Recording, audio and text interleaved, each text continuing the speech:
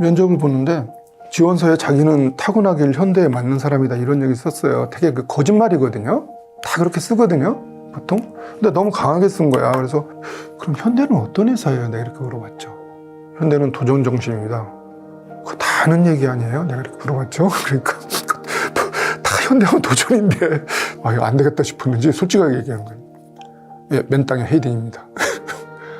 남성 여성을 통틀어서 이런 질문했을 때 맨땅에 헤딩 처음 나왔어요. 수천 명을 만나봤는데 왜 그 어려운 자리에서 저 사람들이 고위 임원들인 거 아는데 그런 답변을 안 하거든요. 아무리 그래도. 그래서 재미있다 싶어가지고 몇 가지 질문을 더 해봤죠. 솔직한 표현이었어요.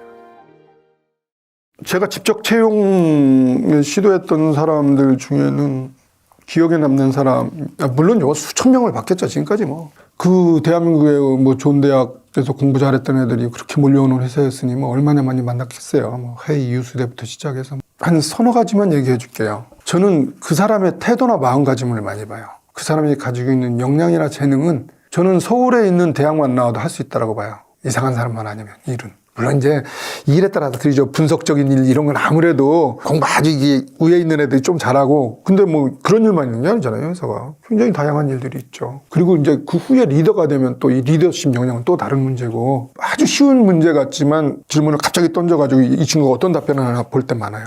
그 책에 써있던 것 중에 하나가 당신은 행복하려면 뭐가 필요해요? 단어 3개만 얘기해 주세요. 뭐 이런.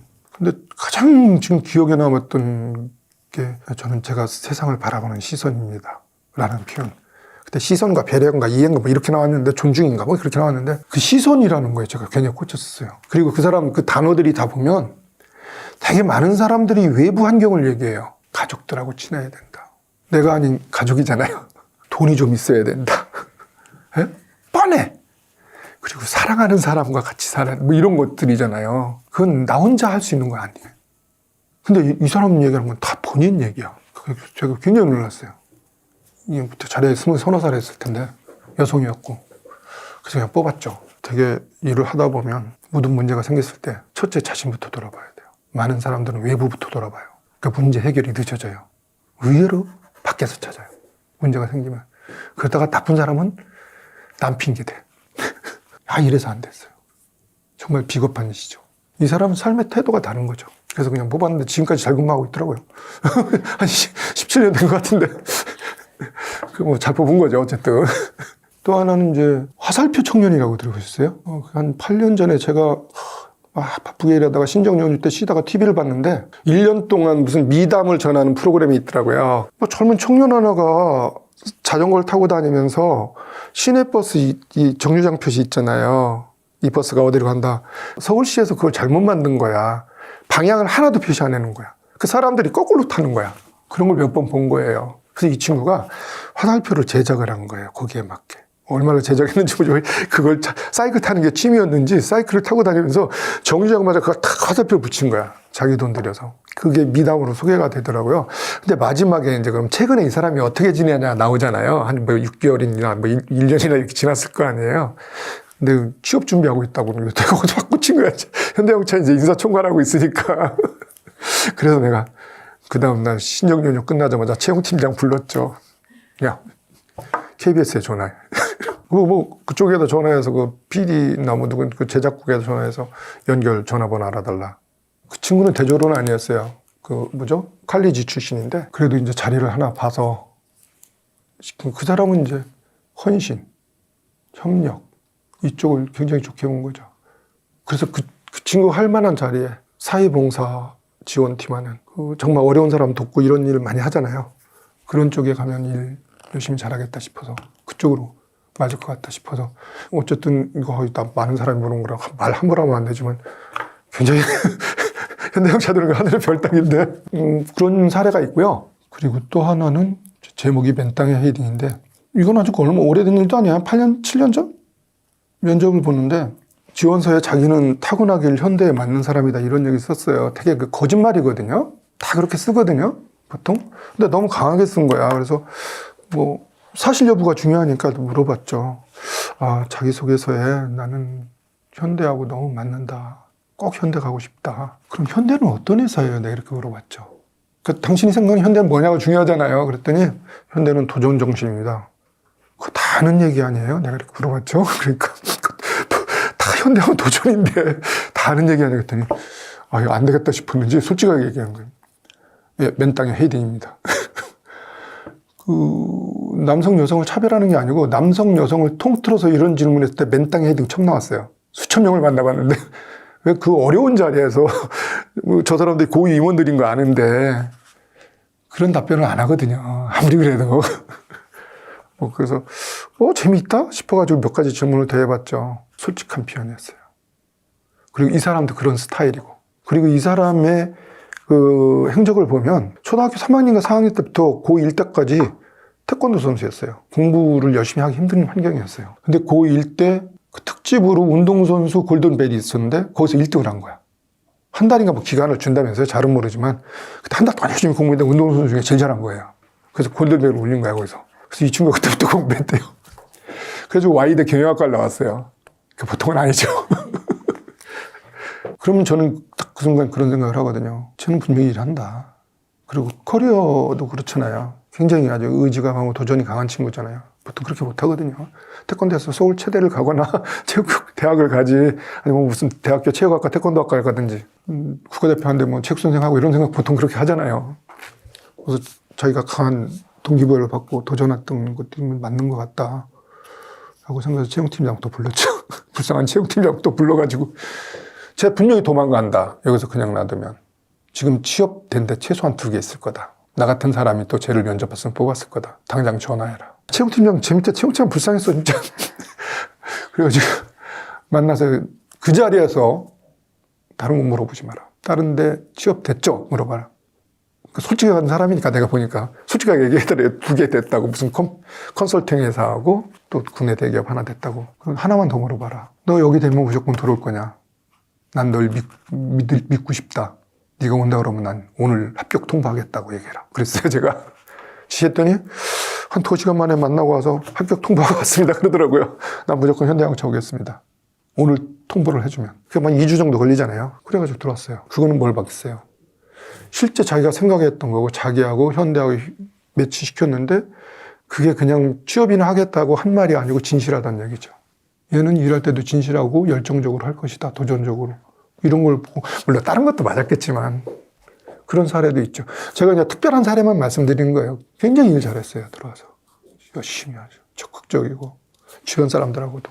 알고 보니까 아이들 또 홍보대사 막 응원단장까지 했더라고요. 굉장히 액티브한 사람이에요. 뭐 그런 거 했다고 얘기 들었어요. 뭐 신입생 오리엔테이션 한번 가서 막 사회도 보고. 굉장히 역량이 뛰어난 사람이죠. 다방면으로. 후회하는 건데, 입사하고 나서. 제가 이제 딱 보니까 동기부여만 하면 잘할 것 같아서. 그런 사람은 2주 동안 기다리게 할 필요 없잖아요. 시스템 때문에. 그랬던 사람이 있고. 또 하나는 뽑지 못한 사례인데, 베를린에 가서 한식당에서 만났던 젊은 친구인데, 진짜 걔 뽑아왔어야 되는데. 너무 잘해. 딱 한 10분만 봐도 이 사람은 정말, 속으로, 이 집 딸 정말 잘 뒀다. 그런데 후에 알고 보니까 아르바이트생이더라고요. 베를린대 유학생이더라고요. 여성이었는데 그때 같이 계셨던 분들도 죄다 저 친구 이 집 사장 딸 정말 잘됐다. 어떻게 저렇게 일을 잘해. 마음에 쏙 드는 거야 다. 나만 그런 게 아니고. 심지어 그때 같이 계셨던 분이 사회적 지위가 굉장히 이제 많이 알려진 분이었는데 거기서 $200 줬어요. 유학생이라는 얘기 듣고. 유학 가서 힘들 텐데 이건 내가 그냥 우리나라에 아주 많은 높은 나이 차이 많이 나는 선배가 줬다고 생각해. 그냥 고맙게 받아라. $200죠. 200유로 그 자리에 줄 정도로. 그래서 나는 이제 그 순간을 놓치기 싫어가지고 또 임원들한테 하면 과장 하나씩 따라오잖아요. 과장도 불러가지고 야 조용히 가서 물어봤는데 그렇다고 이게 아저씨가 가서 물어보면 안 되잖아요. 언제 공부 끝나냐? 기업에서 일할 생각은 없냐? 이렇게 물어봤어요. 근데 저는 기업에서 일할 생각이 없고 첫째 영화 공부를 한다고 했던 것 같아요. 그래서 되게 안타까웠어요. 이 사람은요, 아르바이트생인데, 그래도 돈을 낸 거죠. 이 식당의 주인이에요, 제가. 그리고 진짜 고객을 왕처럼 모시는 거예요. 저런 자세로 일을 하면 못할 수가 없어요. 그것 때문에 이제 제가, 야, 저 친구, 뭐, 전공이 뭔지 모르지만, 전공도 상관없어. 자제가 되면 다 해요. 웬만큼 머리 있으면 일 뭐. 여담이지만 제가 영문학 전공하고 인사할 거라고 누가 생각했어요. 영업이나 이런 쪽에서 일하죠. 그래서 어떻게 하다 보니까 이제 여차저차 인사 끌려왔는데, 그래서 더 열심히 한 거예요. 제가 차라리 인사조직 공부를 했으면 제가 가지고 있는 얄팍한 지식 때문에 편견을 가져 더 못했을 수도 있어요. 좀 안타까웠어요. 사람 자체는 굉장히. 글쎄요, 오늘 제가 인터뷰를 하게 된 배경이 이제 제가 책을 내다 보니까 한번 와서 인터뷰해보자 그런 건데, 저는 뭐 직장 생활을 하면서 거의 인사 업무를 해왔던 사람이고요. 그리고 저의 늘 고민은 어떻게 하면 이 같이 일하는 사람들이 즐겁게 일하게 할까. 좀 더 내가 직급이 높아졌을 땐 과연 이 사람들을 하루 종일 같이 보는 사람들인데 어떻게 보면 가장 많은 시간을 보낸 사람인데 이 사람들이 리더로서 책임이 있는데 성과도 당연히 내야 되겠지만 이 성과를 내는 과정을 어떻게 만들어 갈 것인가 제일 고민이거든요. 그게 어떻게 보면 리더십을 어떻게 발휘할까요? 그게 어떤 방법으로 갈 것이냐. 근데 그런 고민에서 시작된 것의 하나예요. 일부가 저 책이에요. 그래서 쓰게 된 아침 편지가 3,000통이 됐고 그 중에 120개를 뽑아서 쓴 게 저 책이고요. 사실은 다른 것도 굉장히 많이 했어요. 수많은 고민을 했고 정말 때에 따라서는 구성원들이 마음에 안 들어서 화를 내고 싶어도 참을 수밖에 없었던 이유. 저 친구들한테 상처 주는 것보단 스스로 깨우치게 하는 게 좋다. 뭐 이런 것 때문에. 바보가 아니면 다 똑똑한 애들을 깨우쳐요. 다 알고 있으면서 화를 안 냈다는 거. 본인 스스로 깨우치는데 시간은 좀 더 걸릴지 모르지만 효과는 몇백 거예요. 그 자리에서 면박을 주고 화를 냈을 때 이 사람들은 어떻게 생각하냐면 자기가 잘못했어도 돌아가면서 그래 나 잘못한 거 알아.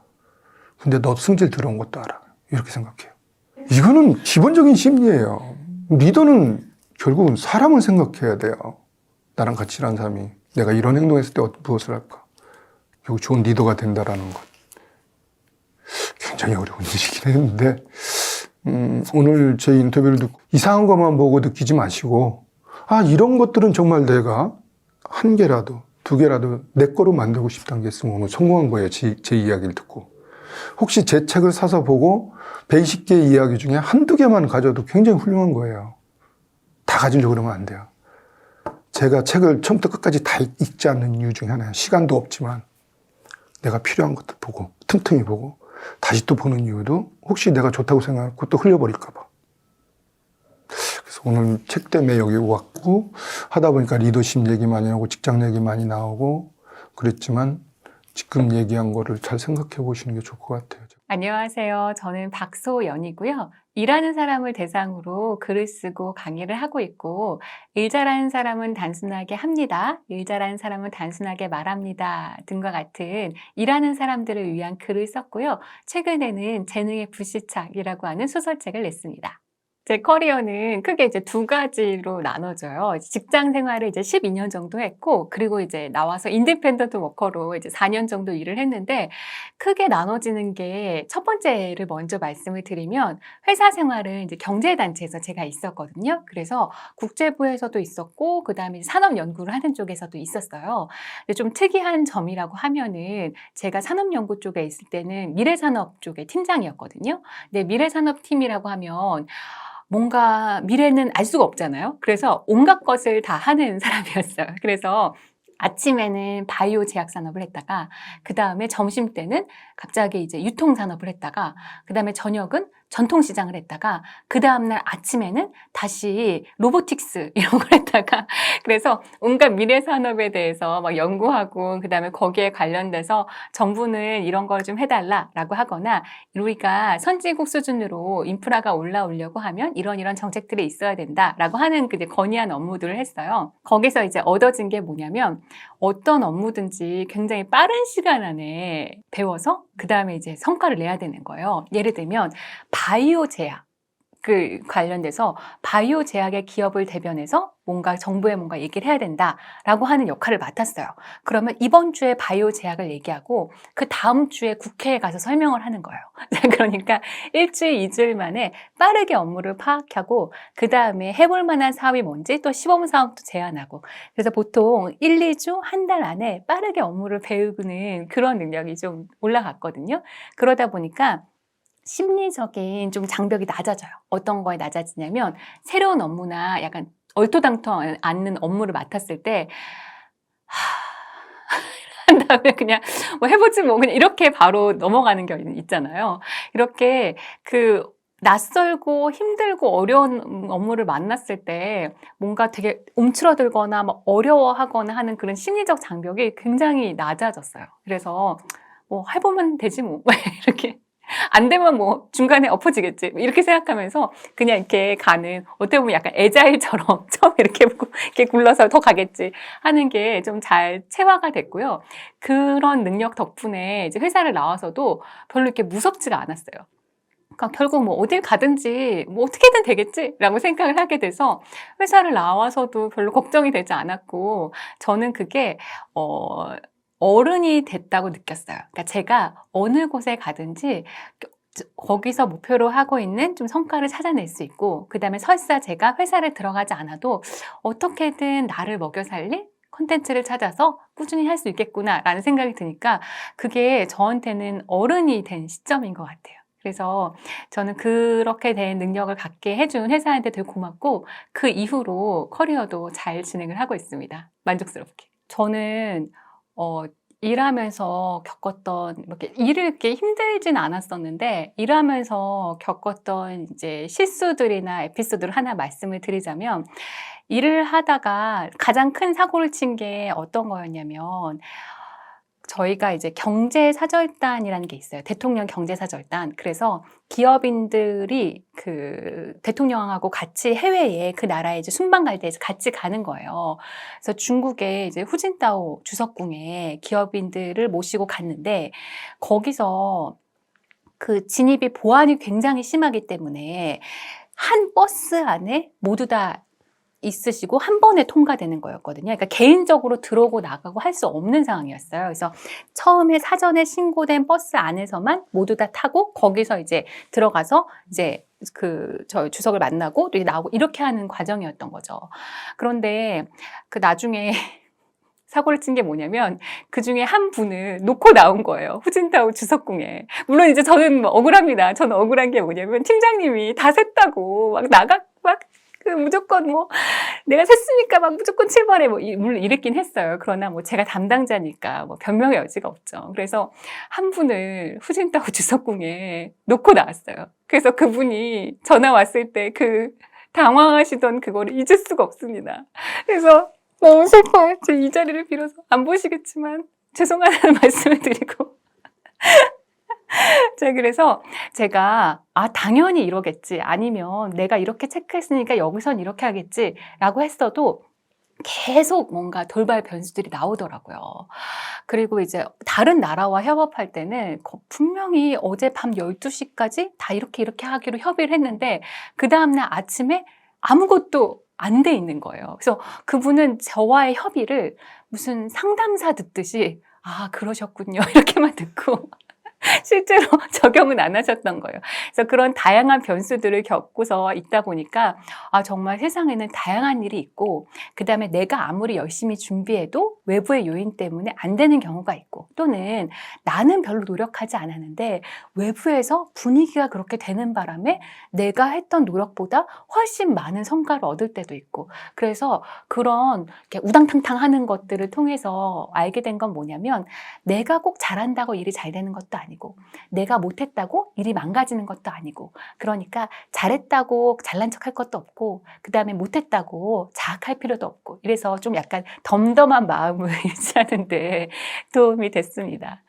그리고 질문하신 게 제가 만약에 싫어하는 업무 이런 거는 어떻게 극복을 했냐라고 말씀하시면 싫어하는 업무를 안 할 수 있도록 잘하는 업무에 프로젝트를 키웠어요.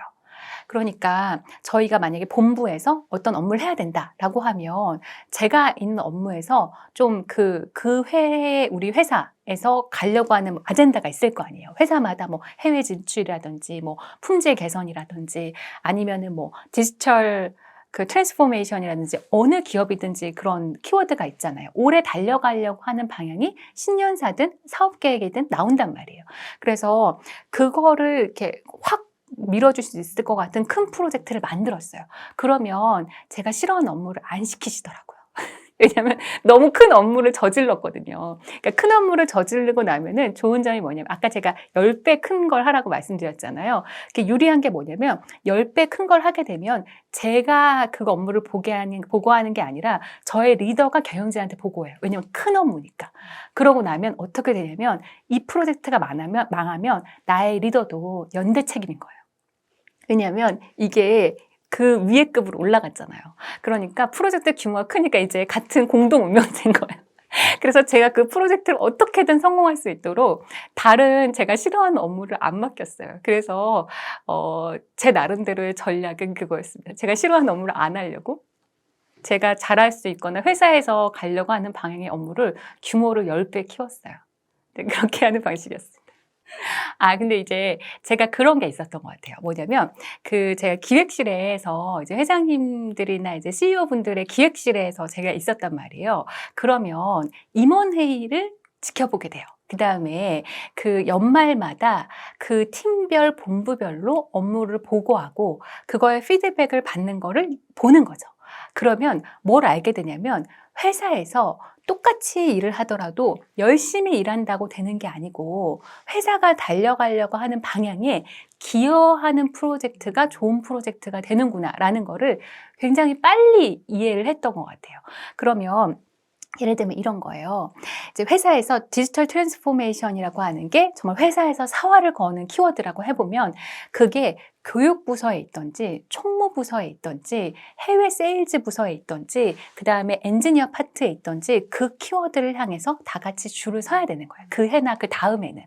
그러니까 뭔가 위에서 시키는 일에 뭐 코드를 맞춘다 그 개념이 아니라 회사에서는 한정된 자원을 가지고 우리 회사가 살아남으려면 이 방향으로 갑시다라고 정해놨잖아요. 그러면 임원분들이나 이런 경영진분들이 이제 그 위에 CEO나 회장님한테 보고를 할 때 그 키워드를 향해서 저희 부서는 저희 본부는 이렇게 오랫동안 기여했습니다를 보고하게 되어 있단 말이에요. 연말에. 그러면 제가 업무를 기획할 때도 거기에 맞춰서 똑같이 하더라도 내가 교육 업무를 하더라도 디지털 트랜스포메이션을 하기 위해서 뭘 더 바꿨나라는 식으로 해야 그래야 똑같은 업무에다가 한 20% 정도 더 늘려서 거기에 얼라인을 하게 만들어야 이 사업이 S급 프로젝트가 되고 핵심 업무가 되고 위에 보고해서 우리 부서가 이렇게 기여했습니다라고 말할 수 있는 걸로 되는구나라는 거를 맥락을 좀 빨리 알았어요. 그래서 그게 가능하지 않았었나 싶고 두 번째는 제가 작게 실행하거나 아니면 변형해서 실행하는 거에 대해서 별로 걱정을 안 했던 것 같아요. 어떤 거냐면 만약에 회사에서 안전한 환경을 위해서 회사 전체의 문화를 바꿔보자 라고 하면은 어디서부터 시작해야 되지? 담당자에게 안전한 환경을 왜 이렇게 얘기할 수 있잖아요. 요즘 또 중대재해 그 법도 있어서 회사마다 그 안전한 환경이 굉장히 키워드란 말이죠. 그러면은 안전한 환경을 키워드로 해서 뭘 만들어 보자. 라고 하면 뻔한 아이디어는 뭐 교육하고 뭐 한 팜플렛 나눠주고 그다음 뭐 지표 만들고 막 이런 거란 말이에요. 그런데 이제 되게 작게 시작할 수 있어요. 예를 들면 그러니까 스몰 크랙 같은 캠페인을 만들 수 있는 거죠. 뭐냐면 안전한 환경이 안 되고 사고가 일어나는 경우는 뭐냐면 누군가 그 문제를 발견했는데 누구도 그걸 말하지 않았을 경우에 그런 문제가 생긴다라고 생각하는 거예요.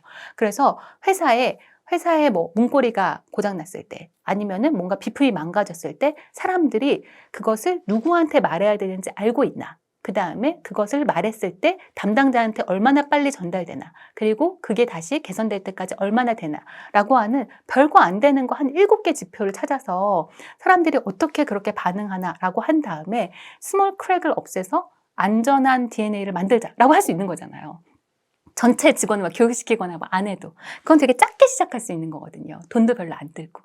그래서 그렇게 시작하는 거를 어려워하지 않았던 것 같습니다. 분위기가 장난 아니에요. 그러니까 저희는 이제 임원들을 보면 이제 밉잖아요. 이게 왜 분명히 A라고 해놓고 그 다음에 이제 그 다음날 갑자기 뭐 B로 하라라고 얘기를 하고 막 이렇게 막 변덕을 부리신다 이렇게 생각하실지 모르겠는데 정말 임원회의는 분위기가 살벌합니다. 그래서 우리 대표님들이나 회장님들이 우리 매니저 레벨, 그러니까 뭔가 대리급이나 아니면은 이제 신입사원한테는 친절하게 하시겠지만 임원분들은 정말 무섭게 하시거든요. 그래서 거기에서는 그냥 좋은 게 좋은 거가 통하지 않고 정말 성과가 실적으로 말해야 되는 곳입니다. 그래서 우리가 생각했던 것보다 분위기가 훨씬 살벌해서 그래서 아마 제가 또 리더들하고 잘 지냈던 것 같아요. 거기서 보면 다 너무 짠한 거예요. 너무 막 열심히 하시는데 막 가서 혼나시고 이런 거 보면은 너무 마음이 안쓰러워서 제가 이제 다시 현업부서로 갔을 때도 리더들을 봤을 때 막 짠하더라고요, 마음이. 그래서 그렇게 뭔가 그 약간 좀 같은 편에 서서 막 이렇게 좀 가능하면 해주려고 하는 게 그 리더들하고 좀 잘 지낼 수 있었던 방법 같기도 해요. 네. 그게 그 시킨 대로 그대로 하려고 생각 안 하면 스트레스를 좀 덜 받을 수 있어요. 예를 들면 많은 분들이 스트레스를 받는 게 뭐냐면 만약에 리더가 갑자기 난데없이 팝업 스토어를 하자 이러면 이제 막 이렇게 막 당황하는 거죠. 그러면서 팝업 스토어를 하면 안 되는 이유 막 이런 거를 막 이렇게 찾아서 리더한테 막 보고하고 막 설득하려고 해요. 그런데 많은 경우에 알아보면 리더가 갑자기 자다가 게시를 받아서 팝업 스토어를 하자는 게 아니라 본인도 업무 지시를 받은 거란 말이에요. 그래서 팝업 스토어를 하자고 이렇게 얘기를 했는데 실무자가 이래서 안 되고 저래서 안 되고 저래서 안 되고만 얘기를 해요.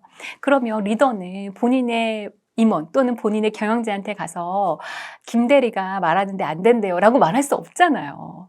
그래서 그런 경우에는 정말 미니라도 시작하시면 돼요. 그러니까 파워스토어를 만약에 너무 말이 안 된다라고 하면은 이미 있는 건물에다가 정말 파워스토어로 정말 작게 하시던지 아니면은 메타버스에다 하시던지 그렇게 해도 되는 거잖아요. 그럼 리더가 최소한 파워스토어를 해봤는데 이런 반응을 얻어서 다음번에 더 하겠습니다라고 하든지 별로 반응이 안 좋아서 다른 대안을 가져왔습니다 라고 하던지를 할 수 있단 말이에요. 그거를 실강이 하다 보면 본인도 마음이 너무 힘들고 우리 리더는 왜 저렇게 엉뚱한 소리만 하나 라는 것 때문에 마음이 힘들고 자기가 설득했는데 리더가 변하지 않으니까 더 화가 난단 말이에요. 그런데 그런 경우 맥락은 리더도 뭔가 게시를 받은 게 아니라 본인도 그 답을 어딘가에 해줘야 되는 입장이라서 작게라도 해주시면 돼요. 물론 이제 설득해서 정 아니다 싶으면 안 하셔도 되는데 그 말 그대로만 다 하려고 해서 스트레스를 받으시는 것보다는 작게 아니면 변형된 버전이라도 해서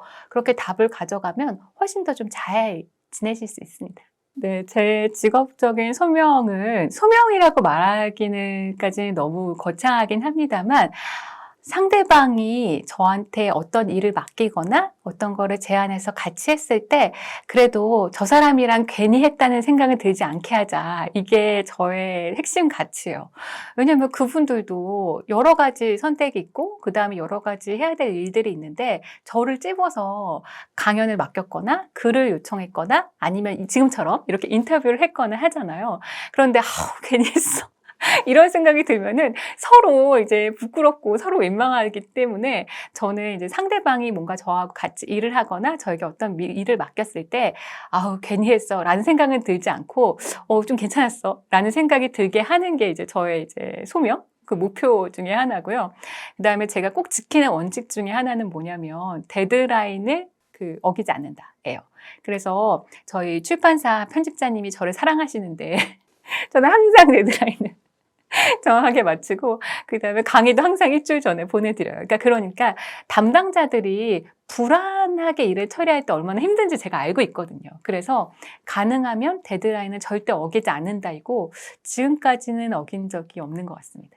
회사 생활할 때는 있어요. 그건 저 때문이 아니라 누가 자료를 안 보내줘서 저도 뭐 안 되는 경우라든지 그런 거는 있죠. 근데 이제 제가 컨트롤하는 일에서 데드라인을 늦춰본 적은 없는 것 같아요.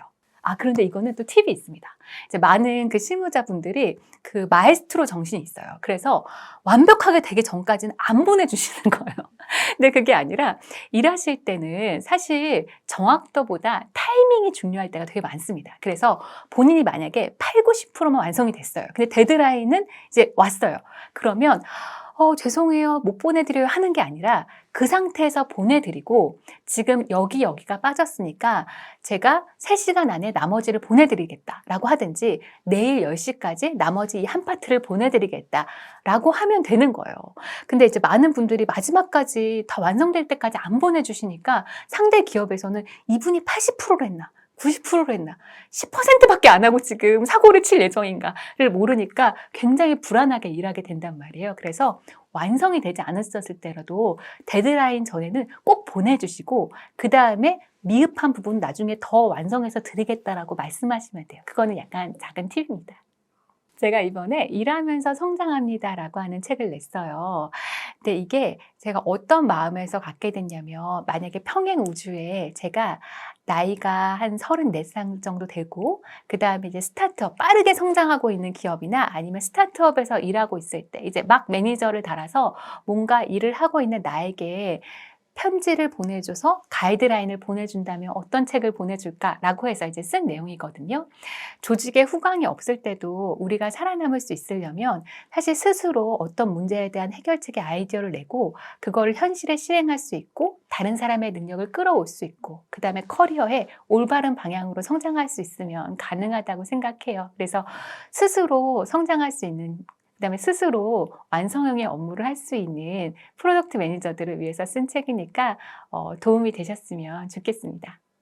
이게 제 윗분이 제가 평가한 이게 제 동료나 부하들이 평가한 그 결과를 저한테 피드백을 해주거든요.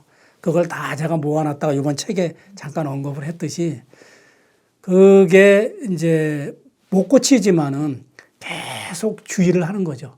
계속 관심을 갖고 내가 그러지 말아야지. 특히 인간 존중 측면에서 내가 이제 점수가 안 좋으니까 사람을 대할 때 내가 조심해야지. 회의 때라도 엉뚱한 얘기 하더라도 그 즉시 그냥 내뱉는 게 아니라 좀 참았다가 이제 그런 개념이 돼요.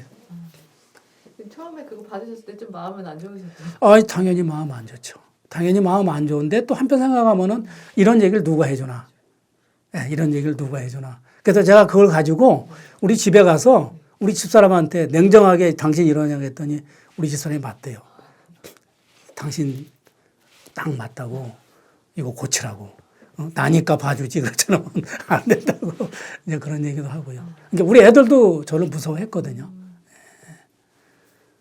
이게 누구나 느끼는 것 같아요. 이게 본인이 느껴야 되거든요. 위에서 바꿔라, 변해라고 하면 아마 잘 안 바뀌었을 것 같아요. 누구나가 본인 스스로 느껴서 그것이 필요성을 느꼈을 때 이제 되는 거겠죠. 이제 보통 기업에서 팀장이 되게 되면은 이제 그 360도 피드백이라고 동료 평가, 부하사원 평가, 또 상사 평가 이런 게 있습니다. 근데 이제 부장 정도 될 때 평가받는 것은 주로 부하사원들은 그래도 이제 좀 약간 온정적이라고 볼 수 있겠죠. 근데 임원이 딱 되고 나면은 이제 이런 게 있을 수가 있습니다. 부하사원들 중에서도 내 직속 부하도 있지만 또 다른 부하도 있을 수가, 다른 부서의 부하도 있을 수가 있고요.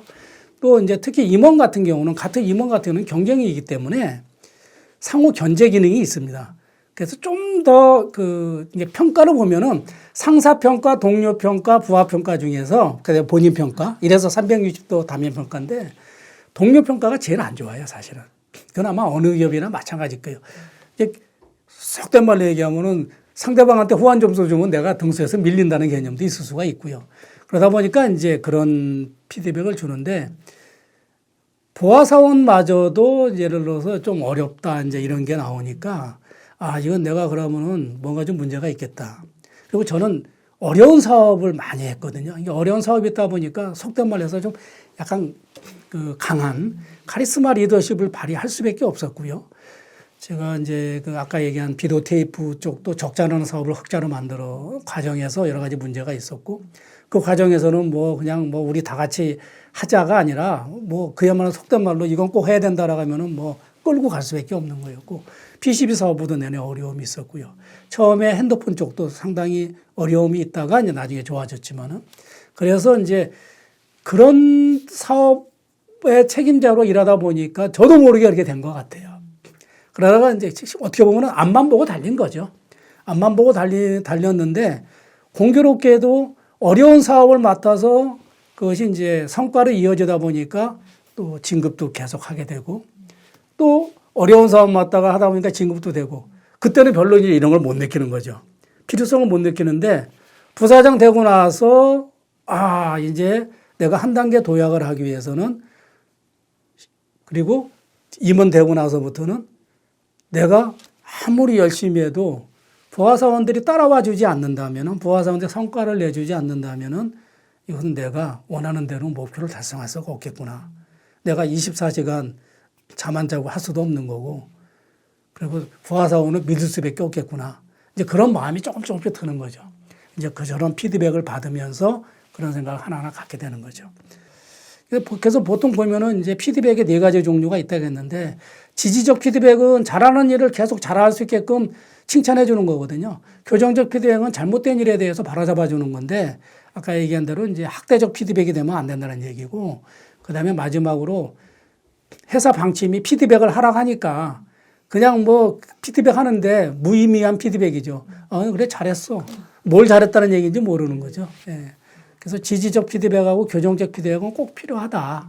저는 그렇게 생각하고 있는데 교정적 피드백을 할 때도 조심스럽지만 사실은 그것을 받아들이는 부하사원도 우리 상사가 나를 잘되게 하기 위해서 이렇게 안 좋은 얘기를 내 귀에 거슬리는 얘기를 해주고 있구나라고 사실은 인식을 해줘야 됩니다. 근데 그 인식이라는 건 뭐예요? 서로 믿음, 신뢰. 우리 상사는 정말로 나를 위해서 일하는 거다. 내가 열심히 한 성과를 가로채는 사람이 아니다. 라는 믿음, 신뢰가 있으면은 그건 충분히 가능하다라고 보고 있습니다. 예를 들어서 이제 어떻게 보면은 이 자식 키우는 게 자기 기준이고 또 부모 기준이거든요. 또 뭐 어디 가라 이 진로 결정하는 것도 어떻게 보면은 부모 입장에서 결정하지 않습니까? 어떤 부모는 본인이 못다 이룬 꿈을 이제 자식한테 이루라고 하는 경우도 있고 또 어떤 경우에는 내가 이런 길을 갔으니까 너도 이런 길을 가라. 저도 이제 그런 케이스였거든요. 그냥 평범하게 직장 생활을 하는 걸 원했었는데 어느 날 갑자기 뭐 이제 연예인이 되겠다 했을 때 처음에는 정말 깜짝 놀랐죠. 제가 볼 때는 연예인 할 수 있는 그런 연예인이 쉽게 탤런트라는 게 하나도 없는데 어떻게 연예인이 되느냐. 특히 제가 이제 우려했던 것 중에 하나가 암기 과목의 학교 점수가 별로 안 좋았거든요. 그러면은 야, 너 연예인 되면은 대본을 어떻게 외울래? 그게 문득 떠오른 거예요. 이게 본인이 하기 싫은 일을 하는 거에 대해서 결과가 안 좋았던 건데 본인이 하고 싶은 일을 하면은 결과가 달라졌을 텐데 그걸 못 느낀 거죠.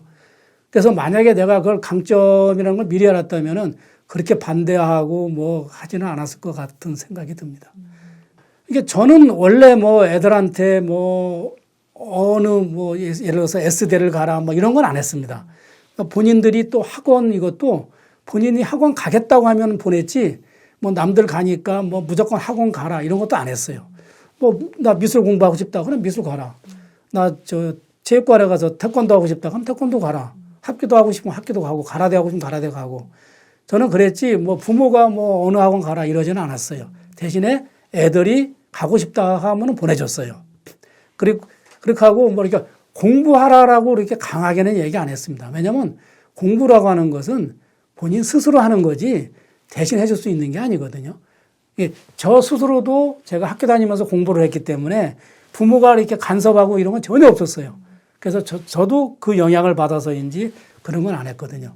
그러다가 이제 뭐 큰애 이렇게 됐고 작은애 이렇게 됐는데 특히 작은애 쪽에 대해서는 이제 애가 컴퓨터에 게임을 너무 좋아해가지고 처음에는 이제 방에 놔뒀다가 나중에는 거실로 옮겨놨다가 나중에는 이제 하루에 몇 시간만 하라겠다가 근데 그게 쉽지가 않거든요. 특히 그때 당시 저는 뭐 토요일 날 일요일 날도 일하고 했으니까 그러다가 이제 어떤 계기가 돼서 이건 본인이 느껴야 된다. 본인은 지금 게임하면 친구들하고 해서 게임해서 다 이기거든요. 그럼 본인이 제일 잘난 줄 알거든요. 근데 세상은 넓다는 것을 좀 보여줘야 되는데 부모가 아무리 얘기해도 소용이 없다 이거죠. 근데 마침 무슨 대회가 있어서 거기 참여했다가 이제 그게 아니구나라는 걸 그게 바로 코칭이라고 저는 생각해요. 지금 보면은 본인 스스로 느끼게 하는 거. 그래서 지금 부모님들 중에서는 이제 뭐 부모 욕심에 애를 진학을 어디로 하고 또 취업을 어디로 하고 심지어 취업까지도 요즘 부모들이 신경을 많이 써주거든요. 제가 학교에 있어 보니까 뭐 왜 어느 회사에 취업이 되는데 왜 학교에서 안 시켜줍니까? 라고 면담 오는 학부모님도 계시고요. 이제 그 정도로 신경을, 옛날 저 같으면은 부모들은 전혀 관심 없었는데 특히 학점에 대해서 신경 많이 쓰이시고 그러니까 그런 분들이 가끔가다 저한테 고객으로 옵니다. 이게 이제 부모하고 자식 이렇게 와서 진단받고 코칭 받는 경우도 계시고요.